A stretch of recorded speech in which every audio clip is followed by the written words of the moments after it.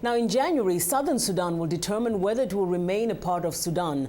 But officials from the United Nations and the African Union caution that despite progress and even optimism, the peace process is threatened by a recent surge of violence in Darfur. VOA's Mariama Diallo reports. In about 7 months, Southern Sudan will decide whether to secede from the rest of the country. This will be done through a referendum, a key part of the 2005 peace deal that ended Sudan's North-South civil war.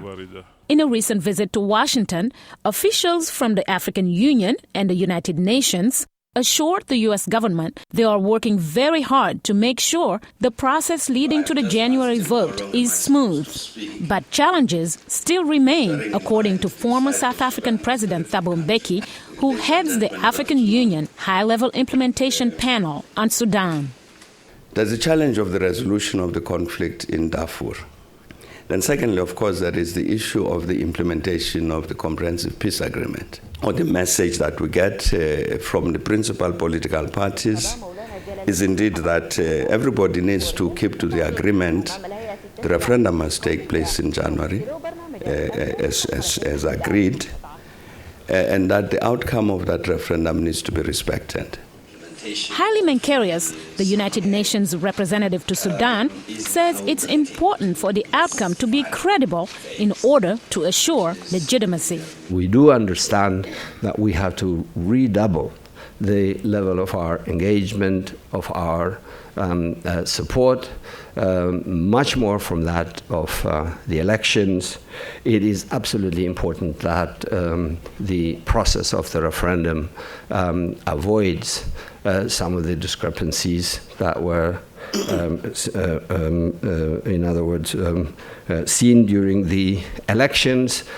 Menkerius also says it is still possible to advocate for unity, but that should come with a dose of reality. The best way to make unity attractive, I believe, is to make a separation possible. Do not then take separation to mean a complete divorce. The two parties to continue to work, to see what is in their mutual benefit. While visiting Kenya a few weeks ago, U.S. Vice President Joseph Biden met with Southern Sudan's first elected president, Salva Kiir.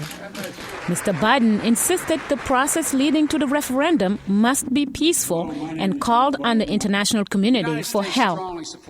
Norway, a large oil and gas producer, will offer advice and technical expertise to Sudan about how to share oil revenues if the referendum passes.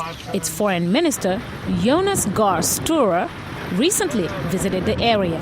If oil is approached from that perspective of how you can maximize income, maximize wealth creation, maximize technological progress, maximize infrastructure efficiency, well then the people of Sudan in the north and in the south stand to benefit.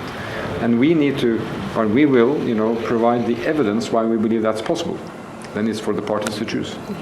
That optimism was somewhat countered by the UN and AU's representative in Darfur, Ibrahim Gambari, who warned the Security Council that violence has been escalating in parts of Darfur. He said nearly 450 deaths were recorded in May alone.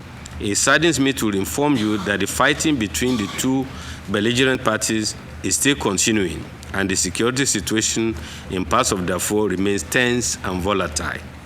Despite all the challenges and the shortage of time, the situation is hopeful, says Thabo Mbeki. He adds that the political leadership in Sudan does understand its responsibilities in making sure that the issues of common interest for all Sudanese, North and South, are identified, addressed, and achieved. Mariama Diallo, VOA News. Well, for more information on any of today's stories and for the very latest on the World Cup, please check us out online at voaafrica.com.